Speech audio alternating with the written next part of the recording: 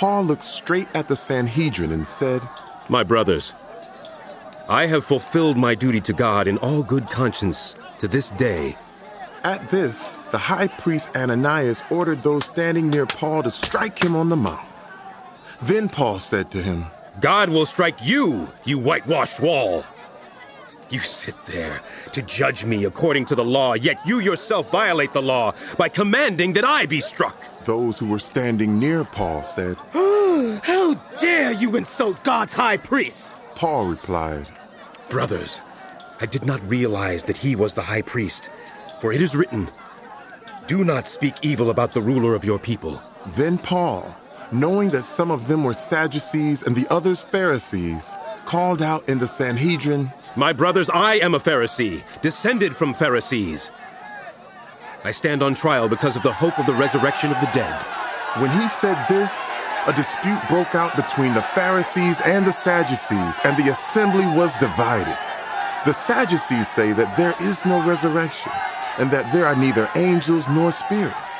But the Pharisees believe all these things. There was a great uproar, and some of the teachers of the law who were Pharisees stood up and argued vigorously. We find nothing wrong with this man. What if a spirit or an angel has spoken to him? The dispute became so violent that the commander was afraid Paul would be torn to pieces by them. He ordered the troops to go down and take him away from them by force and bring him into the barracks. The following night, the Lord stood near Paul and said, Take courage. As you have testified about me in Jerusalem, so you must also testify in Rome. The next morning, the Jews formed a conspiracy and bound themselves with an oath not to eat or drink until they had killed Paul. More than 40 men were involved in this plot. They went to the chief priests and the elders and said, We have taken a solemn oath not to eat anything until we have killed Paul.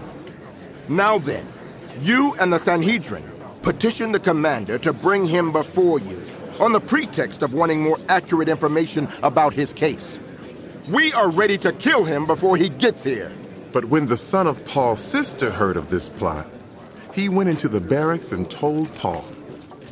Then Paul called one of the centurions and said, Take this young man to the commander. He has something to tell him. So he took him to the commander. The centurion said, Paul the prisoner sent for me and asked me to bring this young man to you because he has something to tell you. The commander took the young man by the hand, drew him aside, and asked, What is it you want to tell me? He said, The Jews have agreed to ask you to bring Paul before the Sanhedrin tomorrow on the pretext of wanting more accurate information about him. Don't give in to them, because more than 40 of them are waiting in ambush for him. They've taken an oath not to eat or drink until they have killed him. They're ready now, waiting for your consent to their request. The commander dismissed the young man with this warning. Don't tell anyone that you have reported this to me. Then he called 2 of his centurions and ordered them, Get ready a detachment of 200 soldiers, 70 horsemen, and 200 spearmen to go to Caesarea at 9 tonight.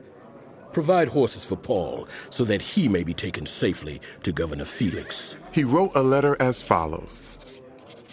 Claudius Lysias, to His Excellency Governor Felix, greetings. This man was seized by the Jews and they were about to kill him, but I came with my troops and rescued him, for I had learned that he was a Roman citizen. I wanted to know why they were accusing him, so I brought him to their Sanhedrin. I found that their accusation had to do with questions about their law, but there was no charge against him that deserved death or imprisonment. When I was informed of a plot to be carried out against the man, I sent him to you at once. I also ordered his accusers to present to you their case against him. So the soldiers, carrying out their orders, took Paul with them during the night and brought him as far as Antipatris. The next day they let the cavalry go on with him, while they returned to the barracks. When the cavalry arrived in Caesarea, they delivered the letter to the governor and handed Paul over to him. The governor read the letter and asked what province he was from. Learning that he was from Cilicia, he said, I will hear your case when your accusers get here. Then he ordered that Paul be kept under guard in Herod's palace.